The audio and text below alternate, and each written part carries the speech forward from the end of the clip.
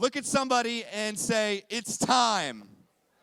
It is time. Have you ever been in this spot where you're sick and tired of being sick and tired? And you have gone around the same mountain over and over and over, and you just know, okay, it is time. It's time to stop putting off what you know you should do, is good for you, is best for you, and to simply make the decision to do the darn thing. It's a darn. That is a good Christian cuss word, right? Darn thing. Here's the thing. That's what this series is all about. I believe that many of you here today are at a place where God wants you to say today, it's time. It's time to stop playing. It's time to get in the game. It's time to see your life is short. Like it is time for you to realize and accept the challenge that in some areas of your life, it's time. And today, the theme is that it is time for you to rest. And some of you are like, yeah, John, that's what I tried to do, but we had church. And you decided to have church on a Sunday night as well, so really I can't rest. But honestly, what I felt today starting off is that it is time for us to rest. Now, here's the thing, right? Whenever you hear that word rest, a bunch of things come to your mind. You think of just like taking a day off. You think about, I just need more leisure time. You think, I need more self-care time, right? Like, rest could mean 200 different things to the probably 200 different people in this room here today. So today, I really want us just to nail down what exactly rest is and what God has called it to. I think we can all say that we are living in a culture of exhaustion. And I mean, where it's just, you feel it. You're stressed out. You're worn out. You're tired. It's Sunday night, and you know you've got Monday a-coming. You got a whole week coming up. Kids, work, bills, finances, fixing the car, fixing the house. And it just seems like in our lives we have no margin. No margin. Actually, Dr. Swenson, Richard Swenson, he actually wrote a book called Margin. And with this book, he actually highlighted 19 different areas that we as people are completely overloaded. We don't have time to dig into all 19, so we're just going to dig into 15 of them. All right, really quick. Tell me if you somewhat identify with any of these areas that you could possibly feel overloaded in. Activity overload. Sports teams. You can travel whenever and wherever you want. 5Ks. One city marathons. It's like people literally can't fit in another thing into their schedules. And honestly, what's the first thing in most people's schedules that when they get busy that falls off? Church. See, like, y'all even know. Y'all like, because that's what I do. Church, right? Activity overload. Change overload. I mean, think about how many things in our life just consistently change. Like, it's hard to keep up, right? Choice overload. Plethora of options. I mean, I remember the first time I went to Babies R Us.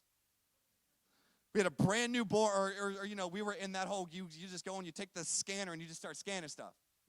And I remember walking in there for our first kid and looking around and literally feeling like I was going to have a panic attack. Because I was like, we need all this stuff to raise a kid. And literally now that I've been in the game, I'm like, you only need like 5 things. Literally. Like, you don't even need clothes. Like, you just need diapers. Like, diapers, food, a car seat. Actually, it's only 3 things. It's like, but there's so much just choices. Choice overload. Commitment overload. I mean, how many of y'all say all the time, hey, we should get together. We should get together. And this was the funniest thing ever. You've probably seen this floating on social somewhere. Can you put that up for me? What's such a how to make friends as an adult? Say we should hang. Do not hang.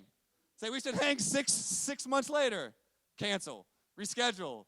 Respect their cancellation. Reschedule. Actually hang. Say we should do this more often and then you die. It's like,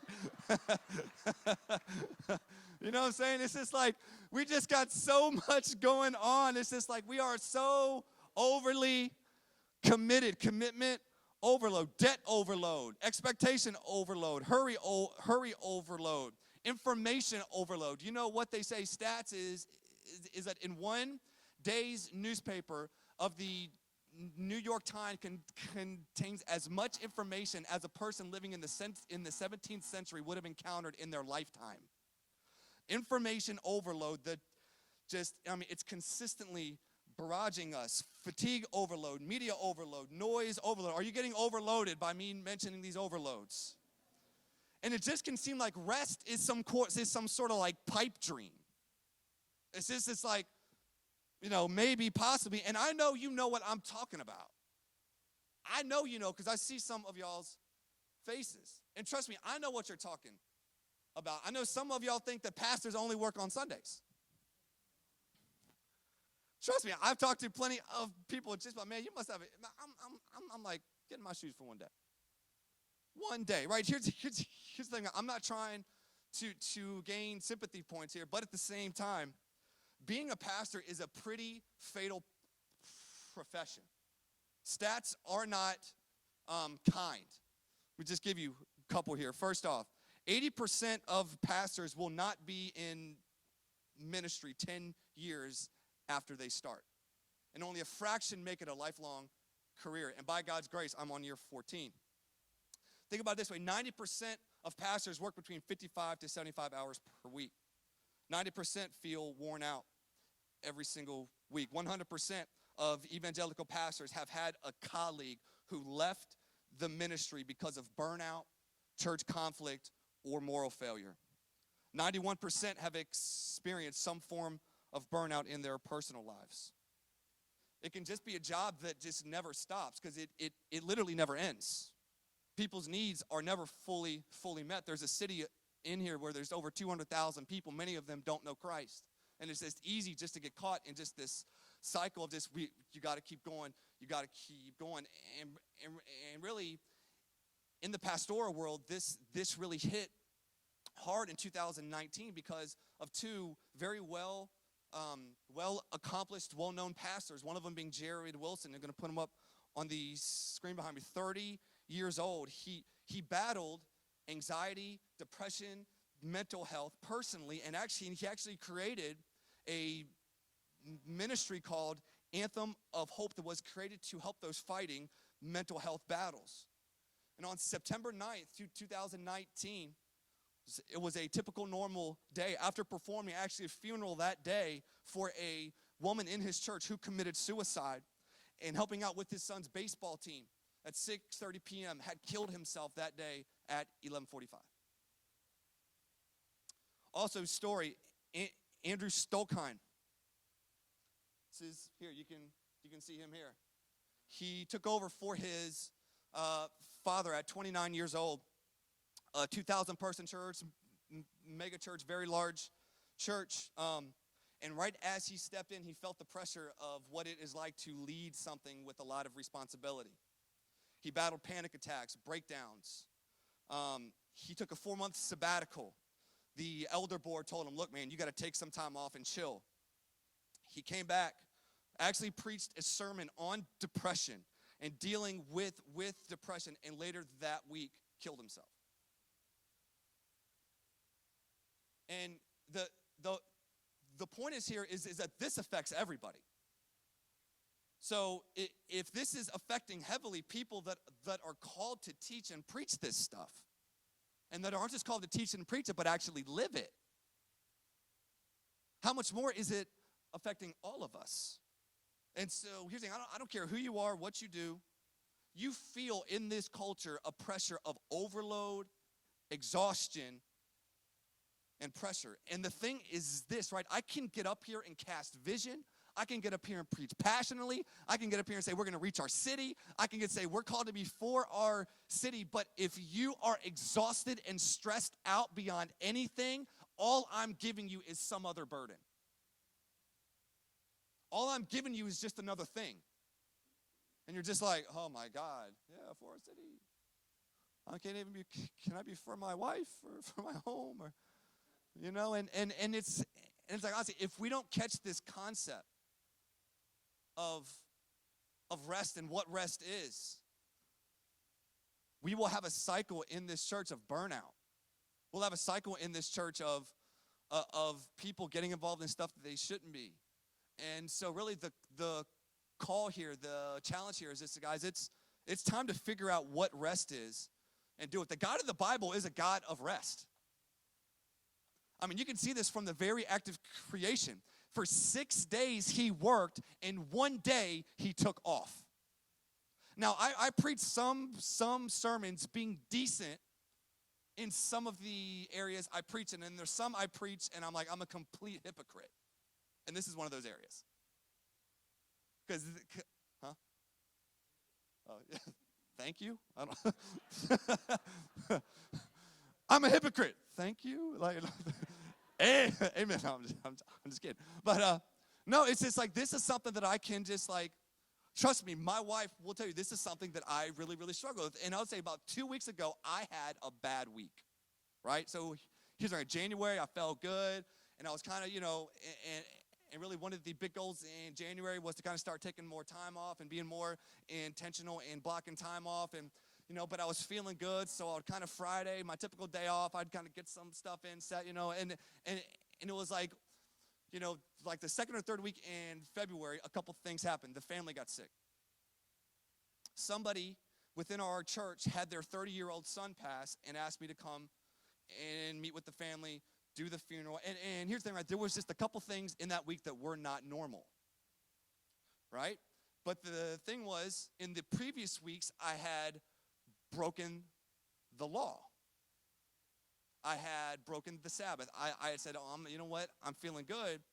And really what that created for me is when I got to this week where there was extra pressure and burden, I had nothing built up to hold it or contain it or to actually feel like I could carry it. Why? Because I broke and searching through it and seeking through it. And it's like, why did I struggle so much this week? I broke the law. When I should have been taking time off, I didn't. Right? Here's the thing. God is a God of rest. God himself worked 6, rested 1. And you're not better than God. You're not as smart as God. You're not stronger than God. God set that up for us as a precedence to follow. And I'm preaching to myself. Right? But also, too, even we see the people that God redeemed to be his people, the Israelites. One thing he told them, you have been in slavery working 7 days per week in Egypt. I'm going to rescue you, take you out, and put a new rhythm in your life called the Sabbath day. And what he told them was, you can work 6, but that day is holy. It's off limits. Don't lift a finger, right? And then we see Jesus come on the scene and preach and teach, and we see him say this in Matthew 11:28 through 30, which you've probably heard this and seen this, but tonight this is going to be our main text here that we're going to dive into. Jesus said this. He was out teaching and preaching, and he said this, come to me, all you who are weary and burdened, and I will give you rest. Everyone say rest. Take my yoke, everyone say yoke, my egg yoke, I'm just kidding, upon you, and learn from me, for I am gentle and humble in heart, and you will find rest for your souls, for my yoke is easy, and my burden is light. My yoke is easy, and my burden is light. And what I believe that God wants to speak to us today is what is in this verse. Come to me, all of you who are weary and burdened, and I will give you, learn from me. Take my yoke upon you, for my yoke is easy and my burden is light.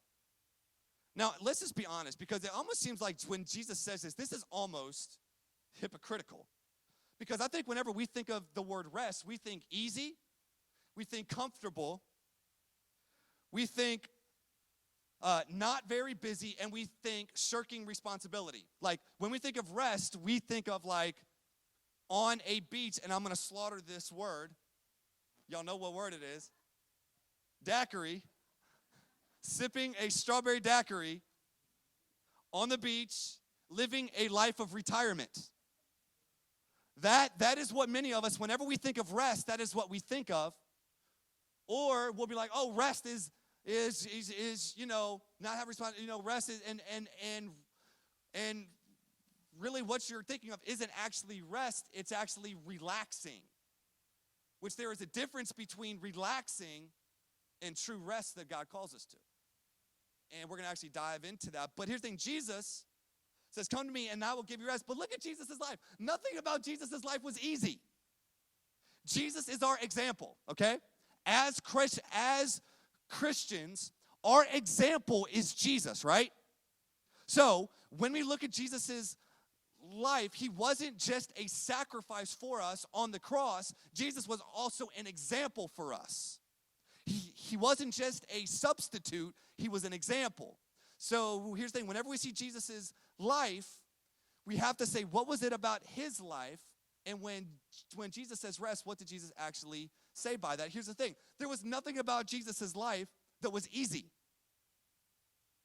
Nothing. Like, here's the thing, right? Jesus did not think that God's plan was always the path of least resistance. And some of you need to, you always equate God's will with how easy it is. You can say, if it feels hard, it must not be God. If I'm feeling some discomfort, that's the devil. If I'm feeling some hate, if someone's drinking some haterade, I don't know if I should be going this way. When honestly, what we see in Jesus, there was nothing about Jesus' life that was easy. Matter of fact, what you see in is that with his path to glorify his Father, it was actually the path of the most pain. Here's the thing, right? Rest does not mean easy, and we see that from Jesus' life. Rest, Jesus' life did not seem comfortable. So rest is not comfort. Jesus seemed very busy. He had a lot to do. He sort of had a lot to accomplish, right?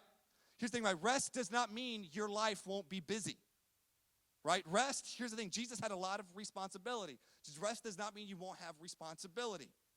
Here's the thing, the greatest offer that Jesus offers us is rest, but at the same time, the example that Jesus sets for us is rest does not mean your life, is always going to be comfortable. It's always going to be ordinary. It's always going to be not busy. Jesus' life shows us you can have rest while at the same time impact eternity. And here's the thing, if we're going to be a church that impacts this community, then we've got to know what rest is and what Jesus' kind of rest is, and at the same time knowing that even though we can have rest, it means, we are probably going to be a tad bit busier. We probably are going to have a tad bit more responsibility. We probably are going to take a path that isn't always easy. Here's the thing, right? We're going to dive into this text here. Verse number 28, Jesus said this, come unto me, and come to me, all you who are weary and burdened, and I will give you rest. Do you know this is the exact thing marketing in our culture is built on? Think about it. You see commercials. Oh, you poor, weary, burdened Americans. Come unto this car company and buy this vehicle, and you will find rest for your soul. Get this relationship. Come unto me and get this relationship, and all you who are weary and burdened, you will find rest for your souls. This is what marketing is built on. Is like, hey, if you're feeling wearied, if you're feeling buried, just get this thing and then you'll find rest. We can see this. Here's the thing, what Jesus is saying here, it's not if you have rest, but what are you finding rest in? Here's the thing, right? The point is this here. Make no mistake. You are resting in somebody or something. Jesus is saying, come to me, because honestly, many of us are finding rest in other sources than Jesus. And it is amazing to me to hear people talk about what they do to get the edge off. Just got really quiet.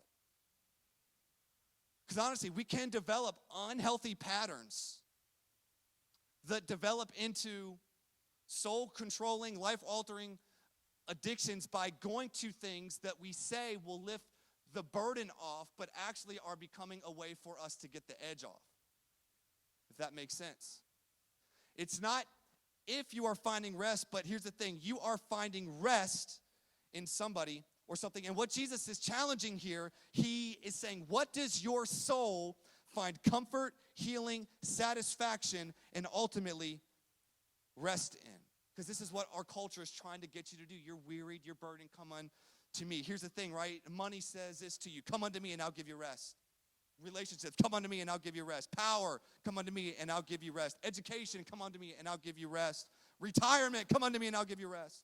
Physical appearance, come unto me and I'll give you rest. Religious accomplishments, come unto me and I'll give you rest. But Jesus offers, here's the thing. Jesus offers himself as the rest our soul needs. This is what John Bloom says. He says, the simplicity of Jesus' promise is both striking and refreshing. Jesus doesn't offer us a fourfold path to peace, giving enlightenment like Buddha did. He doesn't give us 5 pillars of peace through submission as Islam does. Nor does he give us 10 ways to relieve your weariness, which we pragmatic, self-help-oriented 21st century Americans are so drawn to. Unique to anyone else in human history, Jesus simply offers himself as the universal solution to all that burdens us. What you see in the 4 Gospels, theologians call this Jesus' 7 I am statements, where throughout the 4 Gospels, Jesus, one of the biggest reasons Jesus came was to speak and declare who he was and to perform acts to back up who he said he was. That's one of the biggest themes we see in these 4 Gospels. And here's the thing, right? These 7 I am statements, Jesus says, are this here. He says this. Jesus said, if your soul is hungry, I am the bread of life. Remember that one? I am the bread of life. You think you need physical food. Jesus is saying you need soul food. Come on now. That just got me hungry. I don't know where that came from. I'm about to shut this service down early. Give me some chicken and collard greens. Come on, somebody. Here's the thing, right? What he was saying, though, is if your soul is hungry, if you are hungry here, he's the bread of life. Jesus said if your life is full of darkness, he is the light of the world.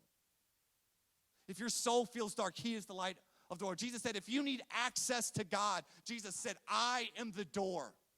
He said, I am the way to get you there. Here's the thing, right? If your soul feels lost, Jesus said if you're lost, he said he is the way, the truth, and the life.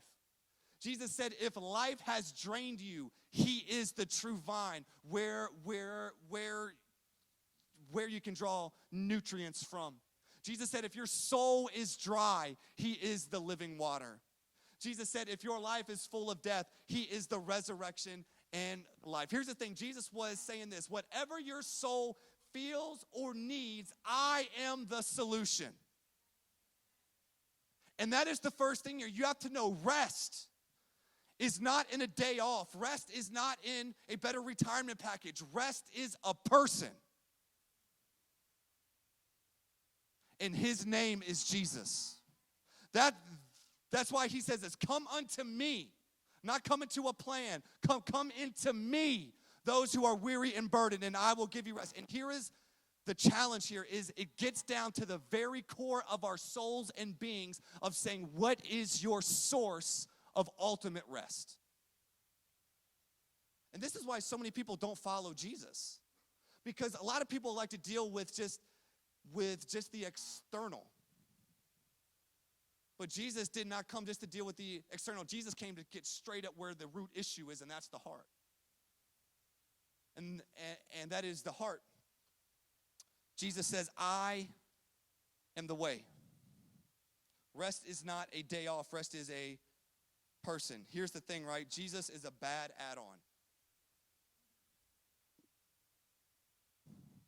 Jesus is a bad add-on. Many people, Jesus is peripheral, but Jesus never came, lived, died, and beat Satan, sin, and death just to be an add-on to your life. He did not come to be peripheral. He came to be central. And that is the challenge, and that was his declaration. He said, I am, I am, I am. And the key for us is to believe it and receive it and walk in it and believe who Jesus really is, who he says he is.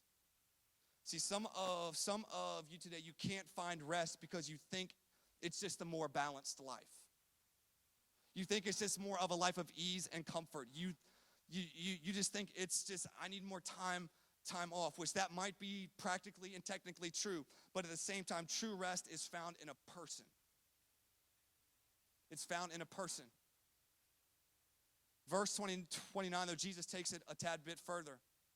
He says, come unto me. He's like, if you need rest, rest is a person. But then he says this here. He says, take my yoke upon you and learn from me, and for I am gentle and humble in heart, and you will find rest for your souls. Now that word yoke, if I've talked about this before, but that word yoke is actually simply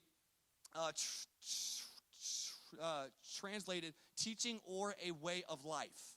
Okay, yoke, here's the thing, right? Whenever Jewish rabbis back in Jesus' day would have people follow them, they would be called disciples.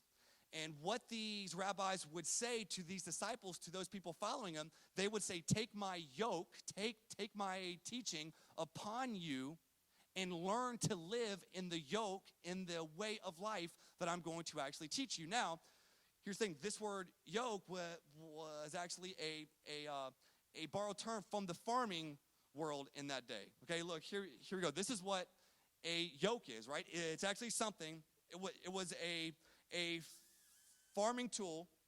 It was a way of harnessing two animals together to pull a heavy load. And it was typically a weaker, younger ox would be paired with a seasoned, stronger ox, so the younger ox and weaker ox could be taught by the older ox. And Jesus is saying here, he says this, take my yoke, basically saying, look, you're the weaker, younger one. You don't know what you're doing. You're killing yourself. You need to take my yoke, get connected to me, and learn my way of life. Here's the thing. This is what I have found. It's easy to want the rest that Jesus offers, but not fully engage in the way of life that cultivates it. See, this is where I think we all struggle. Just as people, like, this is what I've seen as a pastor where people struggle. They have a good desire to change, and then when they start the process, they're like, yeah, that's fun, I'm gone. Right? Jesus says here, come to me, all who are weary and burdened, and I will give you. So there's a promise. I will give you rest. But then he says, take my yoke, take my way of life upon you, and learn from me. And this is what I have found many people don't like. Is because when you learn from somebody, there is a submission attached to it. Where you have to now learn the way of life. And that's an ugly process, isn't it? It's a hard process. If you have kids, you understand. They're trying to take your yoke. You're trying to attach them. They're the younger, weaker one, and you're trying to impress upon them what it means to be an adult, a human being on this planet. But also, too, what I've seen is that we have good intentions with bad habits.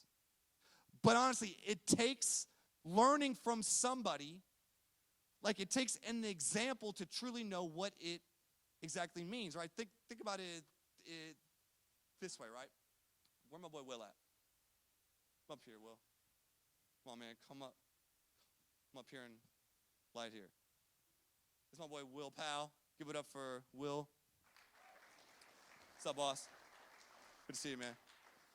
He is not single. Is anyone out here that was like, oh, snap? Is he single? No.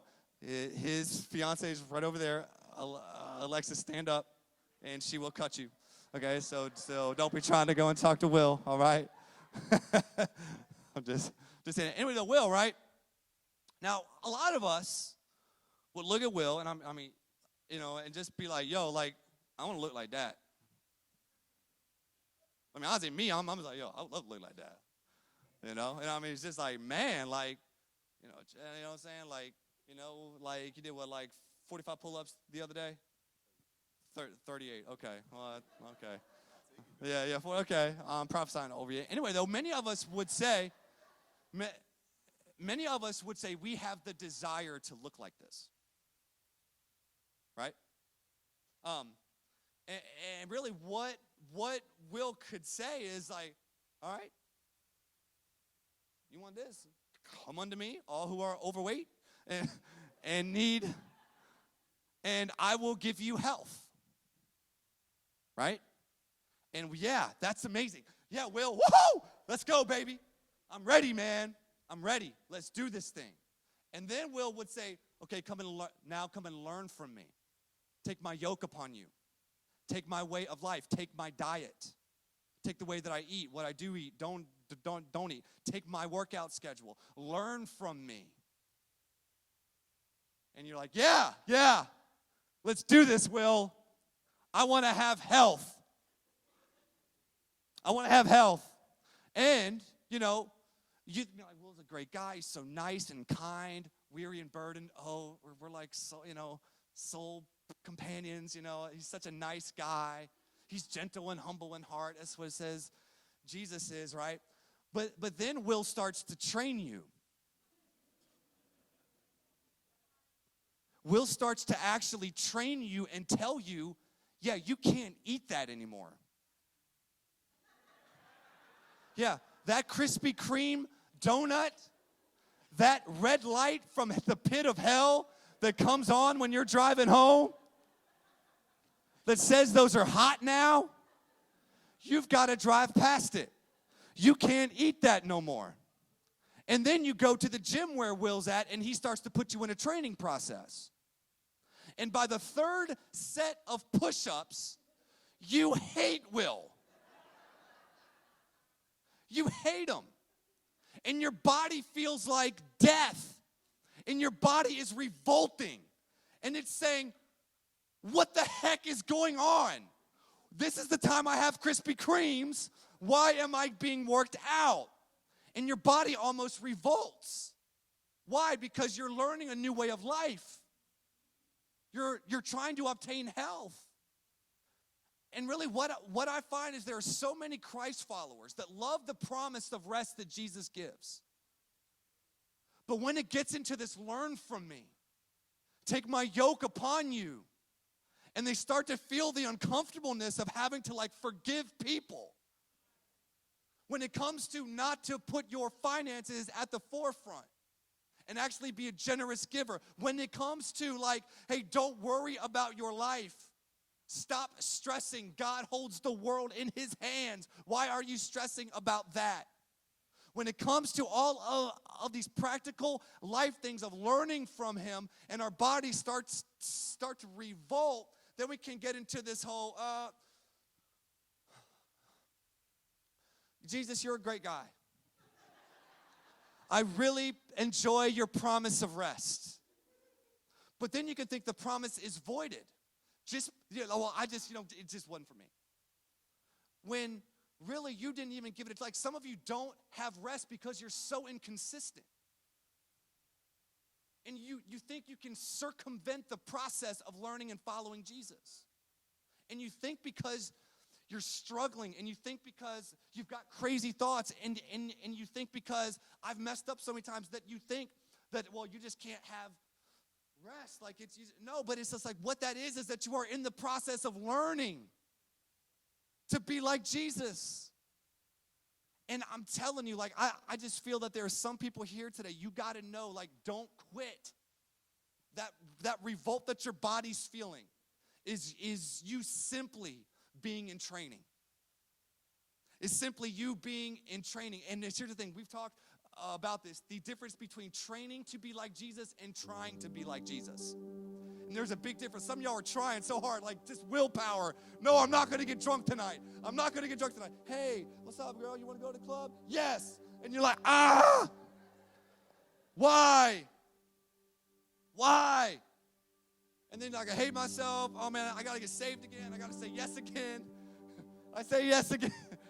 You know, and you just think that God's love has left you simply because you were in training. And I just think that there simply needs to be a mindset switch. Some of y'all are trying so hard, and your soul and your spirit is not at rest because you think God's love is determined by your imperfection. When, here's the thing, if you're training to be like Jesus, failure is part of the process. In the same way I know Will was training me, he's going to work me till failure. I took one of his bootylicious classes or whatever you do.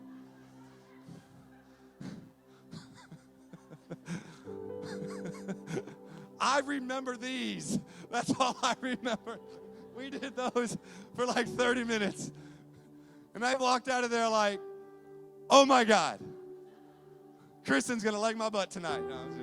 You know, like, yes, right? But here's the thing. It's simply part of the process. Here's the thing. Rest is a person, yes, but also rest is learned. Rest is learned. And I just want to simply apologize also because this thing is way off. So if you're trying to follow this, you can just use... I'm sorry. I have to turn in stuff on Thursday. And then the time from Thursday to Sunday, I get new stuff. And I'm like, sorry, Lacey. Sorry, Robert. But look, rest is a person is found in Christ, first off.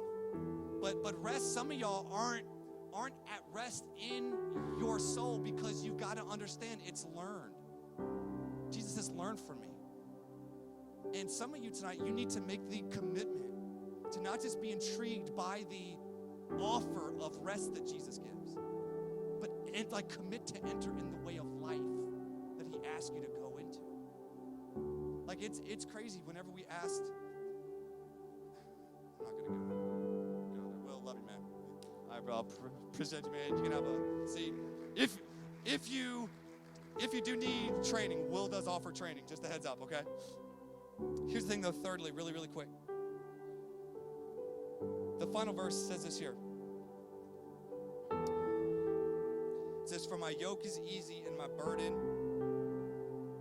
is light." My yoke is easy. And Jesus here is finishing up, and he's saying, look, the yoke that you will attach yourself to, the life that you will attach yourself to, will make your load lighter. It's light, and it will actually lighten up your load. Frederick Bruner says this here. He says, "But Jesus realizes that the most restful gift he can give the tired is a new way to carry life, a fresh way to bear responsibilities. A realistic look at life recognizes life is a succession of burdens." Can anyone say amen? It's like you're either have a burden, about to get a burden, or unloading a burden, right? It's like you are there, right? It says it's a realistic look at life, recognizes life is a succession of burdens. We cannot get away from them. Thus, instead of offering escape, Jesus offers equipment. Jesus means that surrender to him, finding our identity in him, will develop us in a way of carrying life that will give us rest. Some of you are trying to escape. I just need to get out of this life. When no, what you need is better equipment. You need a different yoke. You've got to undo yourself from the culture overloading, be this and do this and have this and do this way of life. You need to unhook yourself from that and get yourself hooked up to Jesus, who created you, who loves you, who knows you, knows what you need, knows what, not just what your physical body needs, but what your soul needs. He is the way, He is the door, He is the resurrection and the life. He is the vine. He is the other three that I can't remember right now. But He is He's the living water. He is the bread of life. Whatever your soul needs, He is the rest. He is the rest. He Himself, rest is a person, but rest is learned. You've got to submit yourself to the way of life that cultivates a heart and soul of rest. And then thirdly, here's the thing, the final point, rest is a partnership. Some of you need to know Jesus is walking with you. And the reason why your life feels so heavy is because you're yoked to the wrong person or thing. And today, Jesus wants to say, unhook that yoke and attach your yoke to Him, because it is easy and it is light.